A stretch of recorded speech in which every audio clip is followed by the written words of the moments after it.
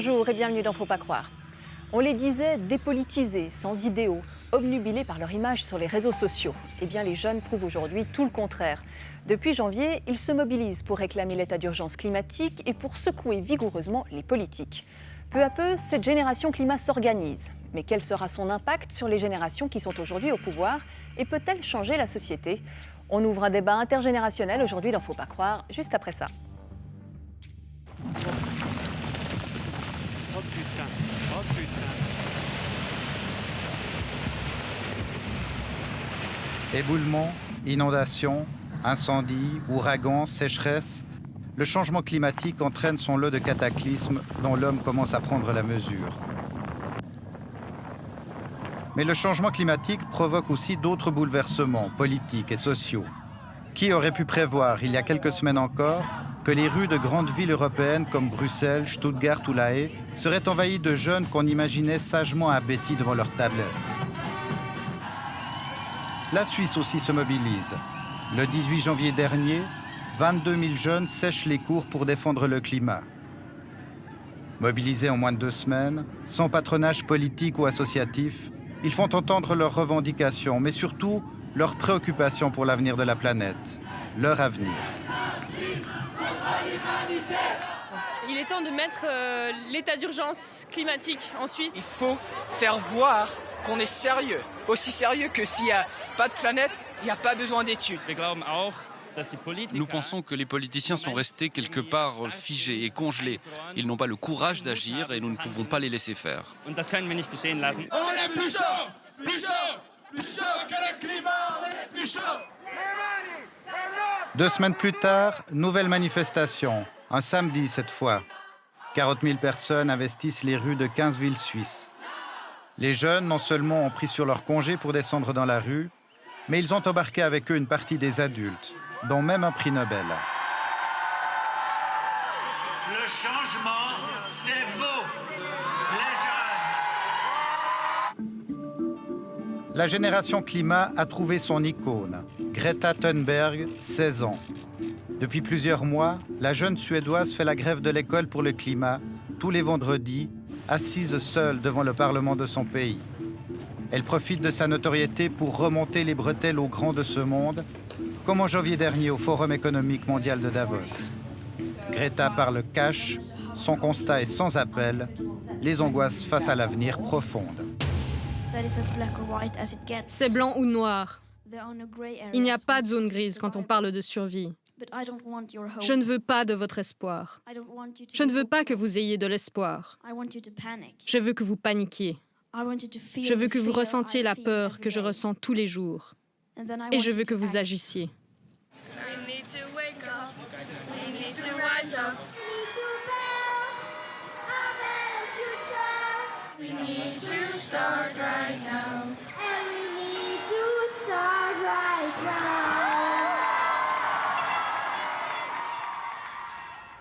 Bonjour Déborah Hausser. Bonjour. Vous êtes élève au collège de Candolle, vous avez 16 ans. Vous avez manifesté le 18 janvier, le 2 février aussi. C'est Greta qui vous a inspiré? Alors oui, globalement, évidemment, c'est elle qui a pris la parole la première, c'est elle qui a parlé fort et qui a fait bouger les choses à notre niveau, à nous. Et donc forcément, c'est entre guillemets la personne de référence par rapport à ça. Mais il n'y a pas qu'elle, bien sûr, qui m'inspire, il y a plein d'autres gens et surtout des valeurs qui me sont chères. Lesquelles? Bien, par exemple, très basiquement, l'écologie par rapport à ça. Et je pense que plus qu'une valeur, quand on parle de ça, c'est, comme elle l'a dit, comme on l'a entendu il y a quelques secondes, il s'agit de mon futur. Et ça va même plus loin encore que les valeurs. C'est vraiment, il s'agit de juste le futur de la planète et le futur de l'humanité.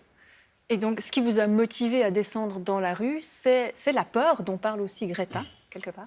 Oui.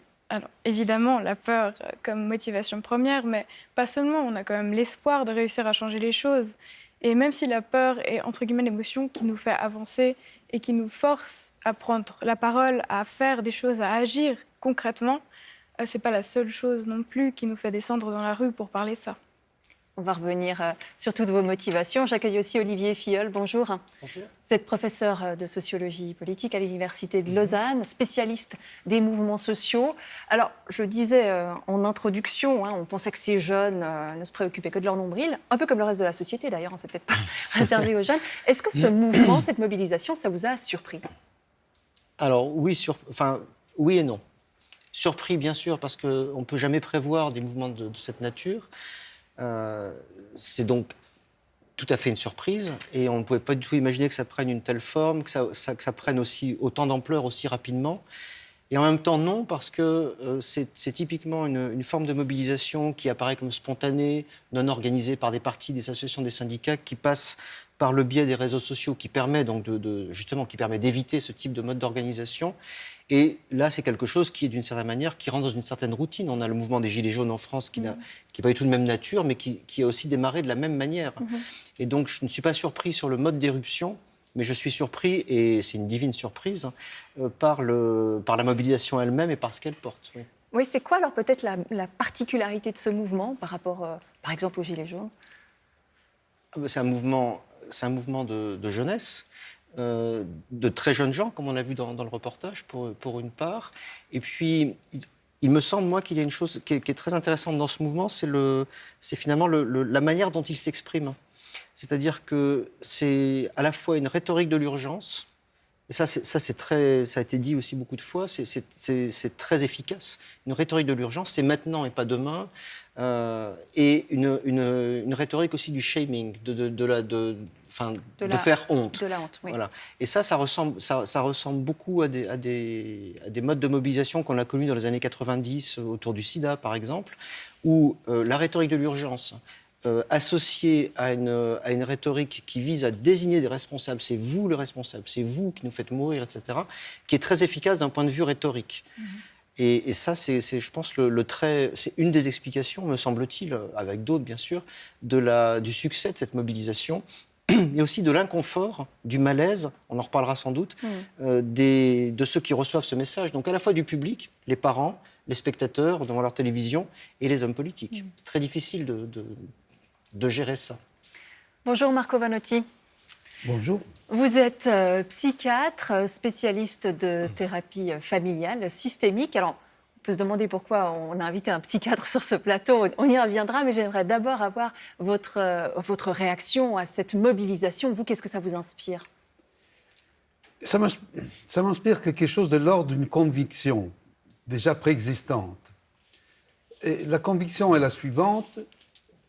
Il y a dans la jeunesse, à chaque passage, quelque chose d'une sorte de chaleur, d'engagement, des valeurs qui sont très importantes.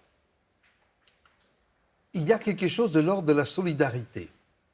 Moi, j'étais intéressé par le thème de la peur, parce que la peur de ne pas pouvoir survivre, mais aussi la peur que pas seulement l'individu survive, mais aussi que la communauté, l'humanité survive.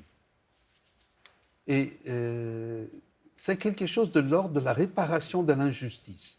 Parce que ce que peut-être n'a pas été dit, c'est que le sentiment du gaspillage et de la pollution correspond à une profonde injustice. Et les jeunes, les enfants et les jeunes sont extrêmement sensibles à ce qui est juste et bénéfique par rapport à ce qui est injuste et nocif. Alors, je l'ai dit, vous êtes spécialiste de thérapie systémique. Ça veut dire que vous voyez des familles en thérapie. On vous a invité justement parce qu'on a l'impression qu'il y a beaucoup de choses qui se passent au niveau de la cellule familiale, des jeunes qui interpellent leurs parents, notamment. Vous qui voyez des jeunes dans votre cabinet, on les dit sans idéaux, ces jeunes, sans véritable projet politique, etc. Est-ce que vous, c'est quelque chose que vous constatez ou au contraire, c'est tout autre chose? Alors, la question des jeunes doit être naturellement diversifiée, parce que pas tous les jeunes sont égaux, ça dépend de la stratification sociale, de lieu d'habitation, du milieu Tous ne sont pas dans la rue d'ailleurs, oui. Et qu'il y a une grande diversité. Mais si vous voulez une non-variante, dans les familles que je vois, dans le microcosme familial, c'est que la plupart d'entre eux Et moi, j'ai un biais de sélection parce que je vois les gens qui vont pas bien, naturellement. C'est évident, je ne vois pas les gens qui vont bien. Mais même les gens qui vont pas bien ont ce souci que les relations et que le mode de vie soient suffisamment réglo. Très petits, les enfants commencent à dire à leurs parents qui encore fument, il faut arrêter de fumer. Et maintenant, à travers la sensibilisation, à travers les médias sociaux, évidemment, c'est une parole qui diffuse très rapidement et qui sensibilise une vaste frange de jeunes, naturellement pas tous, sont peut-être les plus engagés, ceux qui ont le plus eu des exemples de respect. Alors, on va reparler des idéaux, parce qu'il y a cela aussi derrière cette mobilisation. Vous l'imaginez comment, le monde de demain? Vous aimeriez qu'il ressemble à quoi? Alors, par rapport à ce que j'aimerais qu'il devienne, bien sûr, j'aimerais qu'on puisse améliorer la situation actuelle, qu'on puisse réussir à réduire les émissions de gaz à effet de serre et que dans le futur, on puisse continuer à vivre dans un confort relatif. Je pense que le confort qu'on a actuellement, en tout cas dans la manière dont on l'interprète, on ne peut pas le garder, ou en tout cas on ne peut pas le garder en espérant garder la même planète durant longtemps. Mais j'espère et je continue à croire que c'est possible, que plus tard on pourra toujours avoir une forme de confort et peut-être moins d'inégalités avec. Vous êtes prête à renoncer à quel type de confort? Alors j'ai déjà renoncé à la voiture notamment.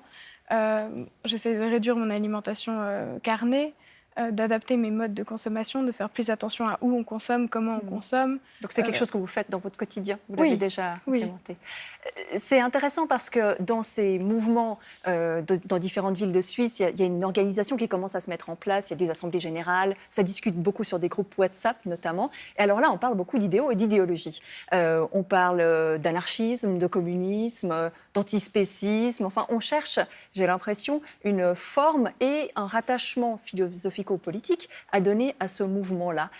Vous pensez qu'effectivement, il faut qu'il y ait une sorte d'idéologie qui sous-tende ce mouvement, cette mobilisation?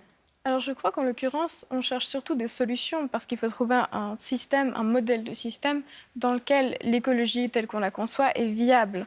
Parce qu'actuellement, ce n'est pas le cas avec le capitalisme comme il l'est et comme ses fondements le sont.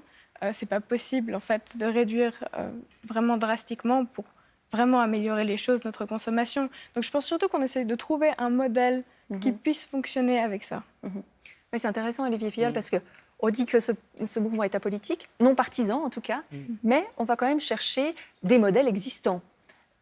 Alors, d'abord, il est politique, il est absolument politique. Donc ça, il faut bien insister. Il est politique au sens où, comme j'ai dit tout à l'heure, comme on l'a dit, il s'adresse aux hommes politiques. Donc la cible, c'est le politique. Donc il est évidemment politique. C'est une autre chose que de ne pas vouloir s'inscrire dans une tradition politique donnée, dans une idéologie donnée. Cela dit, alors au risque d'être un peu, de casser l'ambiance, je dirais que selon moi, j'arrive pas à imaginer comment on peut lutter contre le changement climatique, sauver la planète, comme vous dites, sans très fermement insister sur le fait que le capitalisme détruit la planète par nature.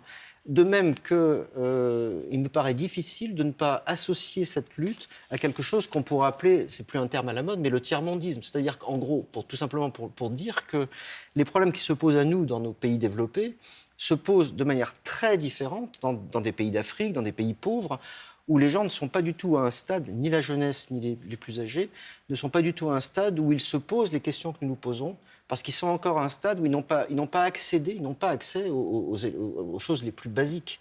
Et donc, au niveau planétaire, je crois que la question que vous posez, les revendications que vous portez, ne peuvent pas faire autrement, d'une certaine manière, que de s'opposer au capitalisme tel qu'il existe et ne pas se préoccuper aussi de la question des rapports nord-sud.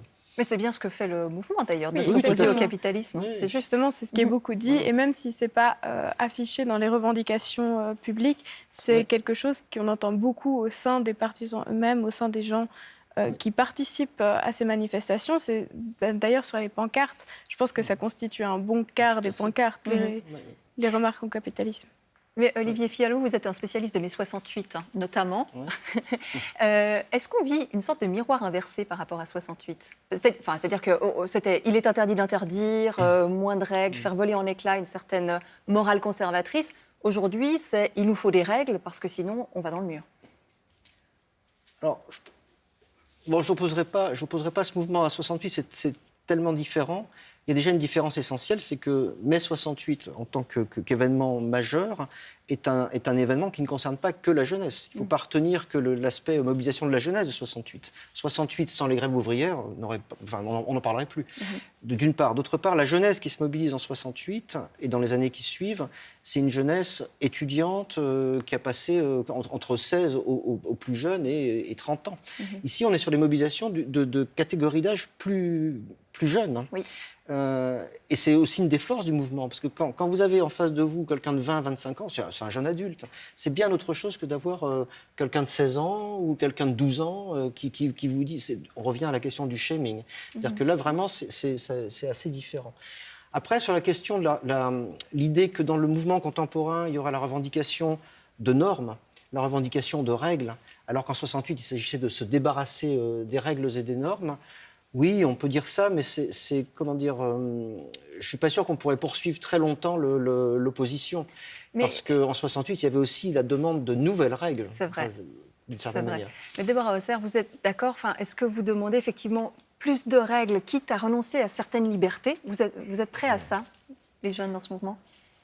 Je crois qu'en fait, le problème, c'est qu'une petite partie de la population peut se mobiliser volontairement, mais on sait très bien que, réalistiquement, l'entièreté de la population ne va pas soudainement changer de mode de vie, changer ses habitudes de consommation. Et c'est là qu'on va imposer des règles, pas pour forcer les gens à soudainement changer, mais pour conserver, en fait, le milieu juste dans lequel on existe. Et c'est des règles, mais pour, au final, acquérir une plus grande liberté. Une liberté tout court, oui. Marco Vanotti, il y a quelque chose qui est intéressant dans ce mouvement, c'est justement ce lien générationnel, c'est-à-dire qu'on a des très jeunes qui disent à leurs aînés vous avez tout foutu en l'air, enfin qui commencent à leur faire la morale, à leur demander de changer de comportement, de prendre conscience de ce qui se passe. Ça, c'est quelque chose d'assez particulier, d'assez nouveau peut-être. Nouveau, je ne suis pas sûr. Je pense que les formes qu'il prend maintenant sont certainement nouvelles. Mais la tension et la critique à l'égard de la génération qui précède a été une constante extrêmement utile. Comme j'ai eu l'occasion de dire, nous savons que c'est le feu et la fièvre de la jeunesse qui maintient tiède le monde. Et que nous avons besoin, nous, comme actuellement, classe moyenne, en Suisse suffisamment riche, même malgré les inégalités, et malgré que la pauvreté soit importante aussi en Suisse, non ?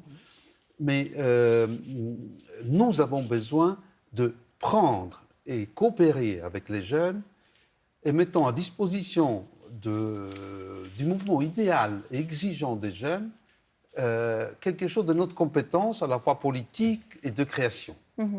Mais vous êtes grand-père, je crois. Oui. Vos petits-enfants, vous-même, ils vous font la morale, ils vous disent « grand-papa, bien sûr. Tu tries mal tes déchets, etc. » Mais oui, bien sûr.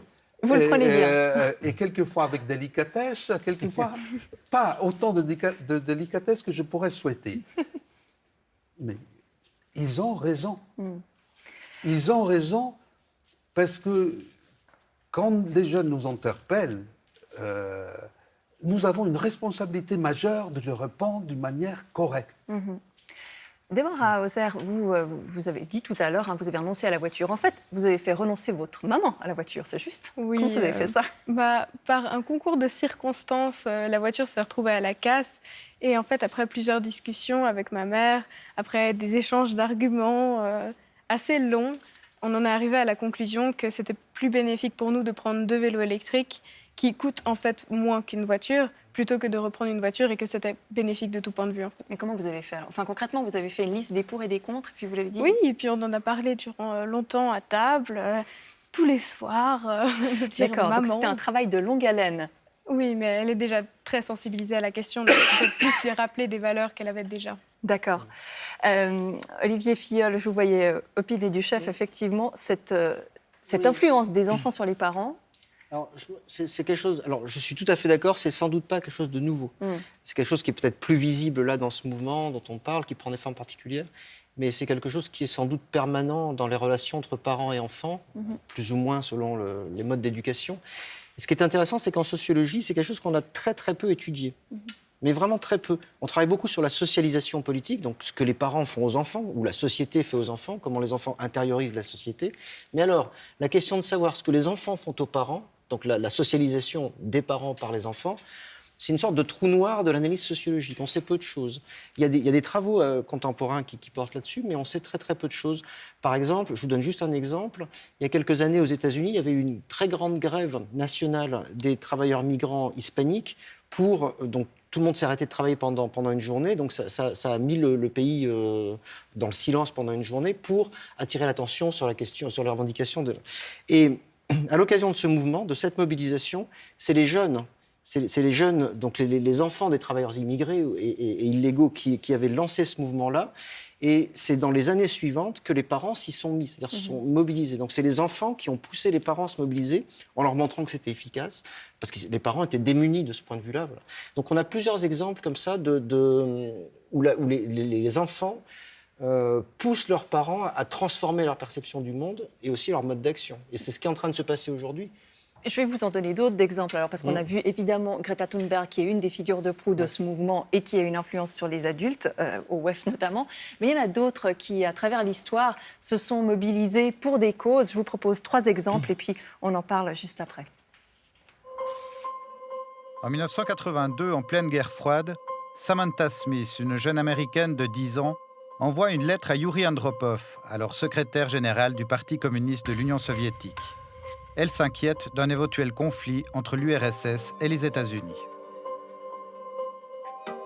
Samantha, you've got quite a pen pal there. What did he write to you? I was worried about nuclear war, and instead of writing to the president, which I've already been to Washington, D.C., and Yuri Andropov is more important, so I just thought it'd be more fun to write to him instead of President Reagan.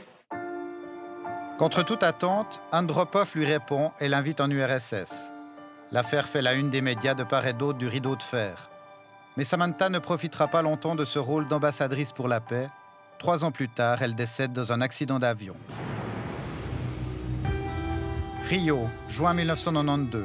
Une centaine de chefs d'État se réunissent au 3e sommet de la Terre pour parler climat et développement. Les puissants de ce monde enchaînent les discours. Et puis, dernier jour, une jeune Canadienne de 12 ans, Severn Cullis Suzuki, monte à la tribune. You don't know how to fix the holes in our ozone layer. You don't know how to bring back an animal now extinct. And you can't bring back the forest that once grew where there is now a desert.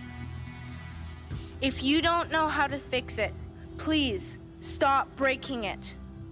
You grown-ups say you love us, but I challenge you, please, make your actions reflect your words. Thank you. 27 ans après Rio, Severn Cullis Suzuki n'a pas cessé son combat. Elle travaille notamment dans une fondation de défense de l'environnement créée par ses parents. 5, 6... Nkosi Johnson est né séropositif en Afrique du Sud en 1989. Son premier combat, il le mène pour son droit à l'éducation, puisqu'il réussit à se faire admettre à l'école primaire de son quartier, malgré l'opposition de plusieurs parents. À 12 ans, Nkosi Johnson prend la parole lors de la 13e conférence internationale sur le sida, qui se tient à Durban en 2000.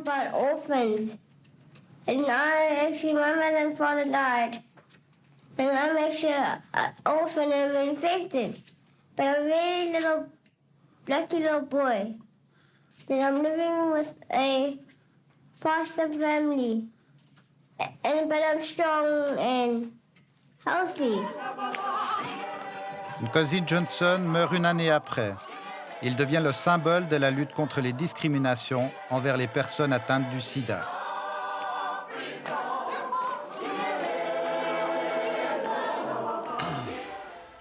Déborah Hausser, est-ce que vous aviez entendu parler de cette Severn Kelly-Suzuki Finalement, elle dit à peu de choses près ce que dit Greta aujourd'hui. Oui, effectivement, et on le voit dans son discours. En fait, ce qui est triste, c'est que son discours est quasiment le même que celui de Greta aujourd'hui. Et on voit qu'en fait, depuis son discours à elle, rien n'a changé, ça s'est même empiré. Et au fond, on se demande, elle s'est mobilisée, mais qu'est-ce qui a suivi? Ça, c'est vrai que c'est une question qu'on peut se poser, Marco Vanotti, parce que voilà, ces enfants ont été médiatisés. Aujourd'hui, ce mouvement est médiatisé aujourd'hui. On est dans une société où on dit qu'on accorde beaucoup d'importance à la parole des enfants, des jeunes, et pourtant, on n'en fait pas grand-chose, finalement. Quelle est la véritable... Est-ce qu'on va vraiment, aujourd'hui, écouter les jeunes? À la fois oui et non. À la fois oui, parce qu'effectivement, du temps de mon grand-père, les enfants devaient se taire à table. Maintenant, les parents se plaignent que les enfants parlent tout le temps. Mais ce n'est pas une question d'éducation qui importe. C'est que les enfants parlent, mais la disposition à écouter, à accepter, à accueillir quelle est la véritable parole des enfants est compliquée. Les enfants, depuis tout le temps, ont essayé de dire aux parents des choses. Ça ne m'étonne pas du tout que, d'une manière exceptionnelle, mais 3 personnes déjà depuis quelques décennies ont pu prendre la parole. Mais ce n'est pas un mouvement isolé. Ça existe dans nombreuses familles, mais dans presque toutes les familles, ce mouvement qui va des enfants vers les parents. Le problème, c'est la surdité, la cécité des parents. Une idée mal comprise de en quoi réside l'autorité. L'autorité devrait résider, je pense, dans le fait de pouvoir les écouter, négocier, respecter, entrer en négociation tout en fixant des règles, parce que les enfants ont besoin, naturellement, eux aussi, de respecter des règles et surtout avoir l'exemple des parents qui respectent, eux, les règles. Olivier Filleul, qu'est-ce qui fait qu'un mouvement, qu'une mobilisation réussit? Est-ce que c'est le fait du nombre? Là, ils étaient peut-être seuls, ces jeunes. Qu'est-ce qui fait que ça peut, tout d'un coup, changer un système? Parce que c'est ça qui est en jeu, c'est le changement d'un système dans le cas de la mobilisation pour le climat. Alors, je vais m'exprimer de manière très pessimiste, mais ce n'est pas pour vous décourager. Mais je pense, quand on voit l'intervention de 92 et 16 ans après, finalement, un mouvement qui y ressemble, enfin, dans les revendications, on ne peut que faire le constat suivant. 1, les politiques auxquelles s'adressent ces revendications prêtent une oreille attentive et larmoyante parce qu'on est face à des enfants. Voilà. Mais c'est un peu comme si vous boxiez dans un oreiller très mou. C'est-à-dire que le point rentre dans l'oreiller et ça ressort et l'oreiller reprend sa forme. Et malheureusement, je crois que si le mouvement actuel conserve ses propriétés, c'est-à-dire continue à se développer de la même manière, avec des manifestations de manière, disons, polie et respectueuse, ce sera de toute façon ça le résultat. Mais vous voulez dire qu'il faut aller plus loin? Une manifestation violente? Rien, je dis juste que... j'invite à rien, je suis pas... je ne demande pas de mettre le feu. Enfin, oui, je pense que sans des modes de mobilisation plus disruptifs, ça ne veut pas dire la violence, il y a des moyens de bloquer des choses. Les enfants sont des clients, sont des bons clients du marketing. Les enfants les jeunes vont à l'école, donc ils sont pris aussi dans des institutions, etc. La grève des cours, c'est quelque chose qui est sans doute très efficace si ça prenait une certaine ampleur. Donc pour l'instant, je dirais que les modes d'action qui sont mis en œuvre permettent d'alerter l'opinion, ça suscite la sympathie, mais je suis absolument persuadé que les politiques feront, comme ils l'ont toujours fait pour des raisons évidentes, semblant en quelque sorte d'entendre pour laisser passer la chose. Alors, je vais très vite, l'autre point, c'est la question des revendications. Les revendications que vous portez, qui me sont infiniment sympathiques, sont des revendications, d'une certaine manière, immenses. Changer le système. Ce n'est pas des revendications d'une augmentation de salaire, ce n'est pas des revendications, vous voyez, qu'on peut satisfaire d'une certaine manière. C'est des revendications qui ne peuvent pas être satisfaites, sauf au prix de quelque chose qui ressemblerait à une révolution, au sens d'un retournement du monde, si vous voulez, d'un changement de système économique, politique, etc. Et on ne peut pas imaginer qu'un tel changement intervienne uniquement sous la pression de manifestations de jeunes gens sympathiques dans les rues d'Europe. Déborah Hausser, ça vous fait réagir? Malheureusement, je suis d'accord. Et pourtant, vous allez manifester encore le 15 mars, ou bien Oui, bien sûr que je vais continuer à y aller, mais je pense qu'aussi quelque chose que j'ai pu, moi, relever aux alentours de mes amis et des gens dans mes classes et des parents des gens dans mes classes, c'est qu'on a toujours eu, on est sensibilisé depuis longtemps, c'est pas quelque chose de nouveau, on n'a pas soudainement commencé à parler du climat, on en entend parler depuis longtemps et c'est des choses qu'on connaît, c'est des valeurs qu'on a quelque part et il s'agit surtout de les réveiller et en tout cas, dans mon cercle proche et dans ce que je vois, ça réveille les gens. Le problème, c'est qu'il faut que ça aille plus loin et que je pense que justement les politiques ne l'entendent pas aussi fort.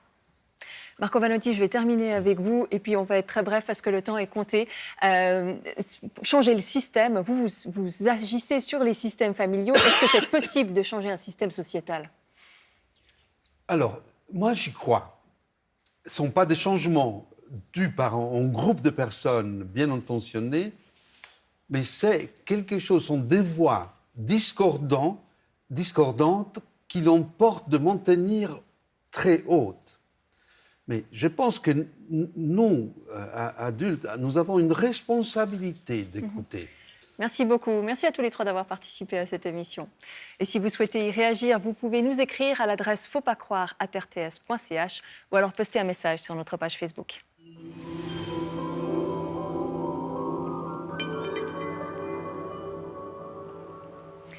La semaine prochaine, Faut pas croire vous ouvre les portes d'une loge franc-maçonne de Zurich qui a accepté la présence d'une caméra pendant l'un de ses rituels. L'occasion de faire le point sur les mystères qui entourent cette société initiatique et sur son contentieux historique avec l'Église catholique. Rendez-vous samedi prochain. D'ici là, portez-vous bien.